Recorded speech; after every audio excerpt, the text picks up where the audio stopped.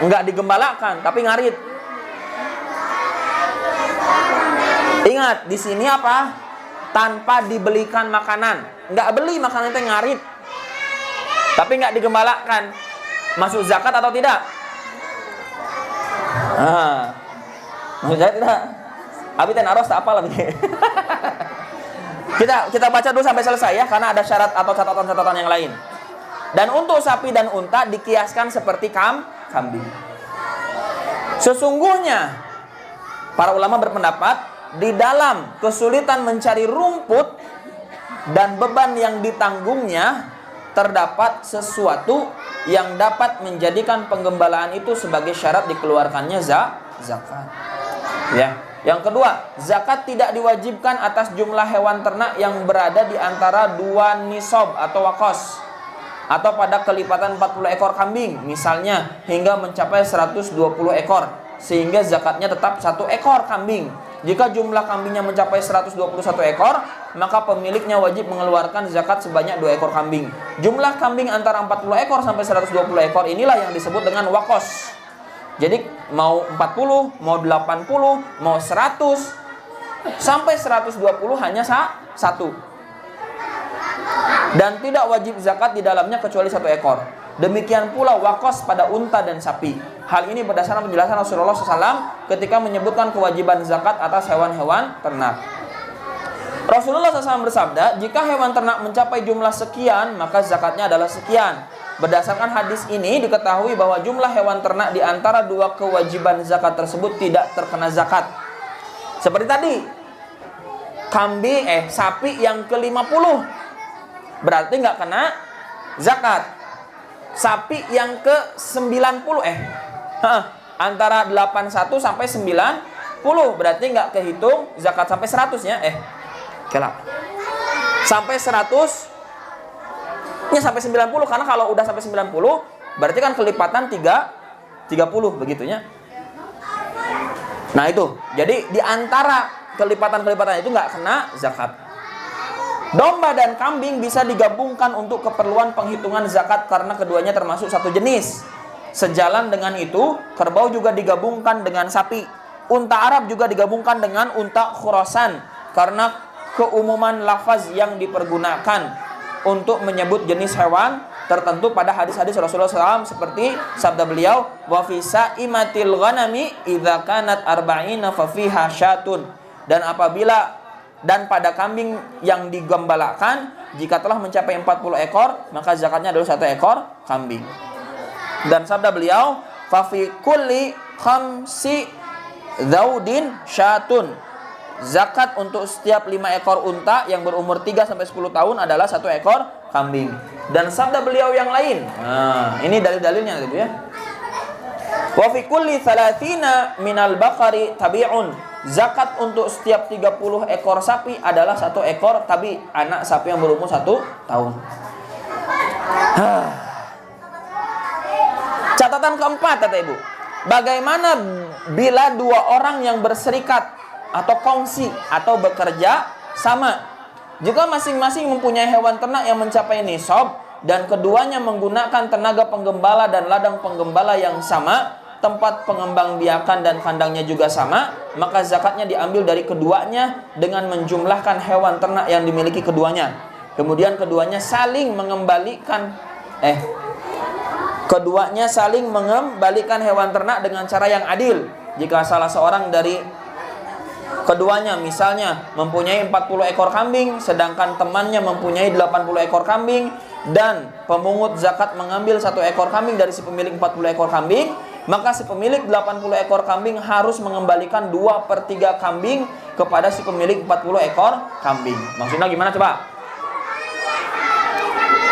Maksudnya bagaimana? Kalau teteh ibu nih kerjasama 2 orang, ya, yang satu punya 40, yang satu punya 80.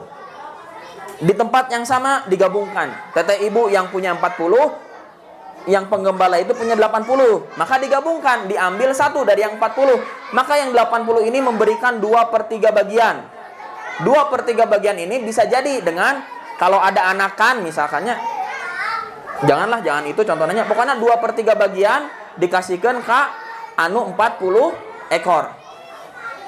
Nanti harus lebih detail, apakah boleh dengan anakan, apakah boleh dengan uang. Misalkan penjualan dari 1 ekor kambing ini, sepertiganya untuk siang 80 ekor, 2/3 sebagai pengganti zakat dikasihkan ke yang 40 ekor. Itu macam-macam. Nanti kita harus cari tahu lebih detail gitu ya. Nggak bisa hanya karena dari anakan. Tapi kalau di sini disebutkan 2/3 kambing. Kumaha sok 2/3? Ini 1 ekor. 2/3 nanti sakit gitu. Kumaha sok kan?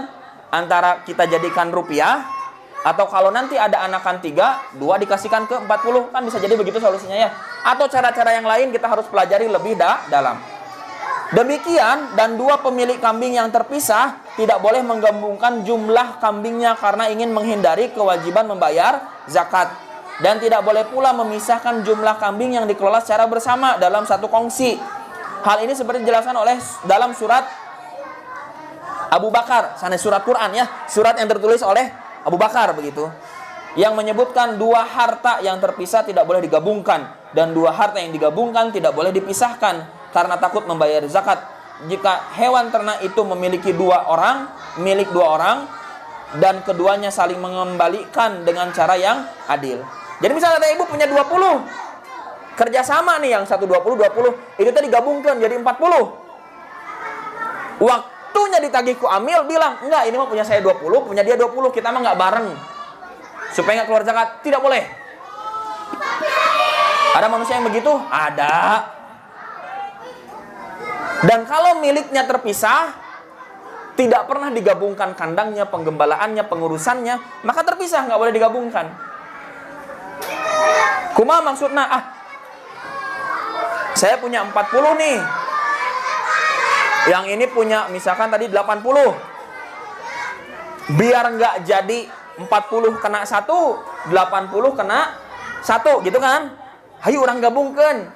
Lameh zakatnya cuma 1, nggak jadi 2 ekor. Nggak bisa. Apa ya? Nah kayak gitu ya kalau punya hewan ternak. Kita mah enak, nggak usah pusing. Ada amil, tanya ke amil. Mana ya nu kena? Ambil. Gitu beres. Karena teteh ibu, zakat itu bukan soal berapa banyak, berapa hitungannya. Zakat itu soal benar atau tidaknya iman kita. Karena mengakali zakat tadi kalau mau curang ada caranya. Ya, maka zakat itu adalah soal kebenaran iman. Anak kambing yang kecil, anak sapi, atau anak unta tidak diterima sebagai zakat, tetapi dihitung sebagai hewan ternak pemiliknya. Karena Umar bin Al-Khattab radhiyallahu anhu berkata kepada amil zakat, hitunglah anak kambing tersebut, tetapi engkau jangan mengambilnya. Anak kambing yang kecil, anak sapi, atau anak unta tidak diterima sebagai zakat. Yang diterima itu yang 1 tahun. Unta 1 tahun, sapi 1 tahun, terus kambing 1 tahun. Berarti di bawah 1 tahun tidak diterima sebagai zakat. Nggak bisa diambil. Catatan terakhir yang ke-6, hewan yang tua atau cacat mengurangi nilai harganya juga tidak dapat diterima sebagai zakat. Udah kolot gitu tak ya teh. Ya, kalau yang betina nggak bisa beranak lagi, nah misalnya gitu ya. Hal ini berdasarkan pernyataan Abu Bakar radhiyallahu anhu yang menyebutkan hewan yang tua, hewan yang buta sebelah, dan kambing hutan tidak boleh diambil sebagai zakat. Demikian pula halnya dengan harta yang berharga, tidak boleh diambil sebagai zakat, seperti hewan hamil yang akan segera melahirkan. Oh iya 39, tapi nu 1 sedang hamil, berarti dihitung 40, nggak bisa kan, belum wujud. Dihitung 40, kalau ternyata keguguran, iya betul ya Bu, begitu lahir mati, ya berarti kan nggak jadi 40 ekor nak, begitu. Padahal sekarang waktu ditariknya zakat, ya kalau memang belum lahir yang ke-40-nya belum ada, nggak bisa. Ku ambil teh dijejegan sama kambing hutan, ya urus kamu. Jadi 40-nya kalau nggak bisa. Kalau 39, meskipun yang 1 sedang hamil, gitu ya. Dan itu kalau 1 haulnya saat ini, sedangkan HPL-nya hari perkiraan lahir.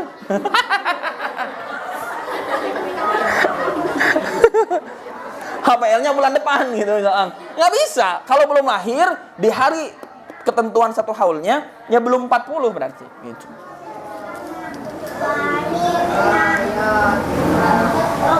Noni tadi tanya.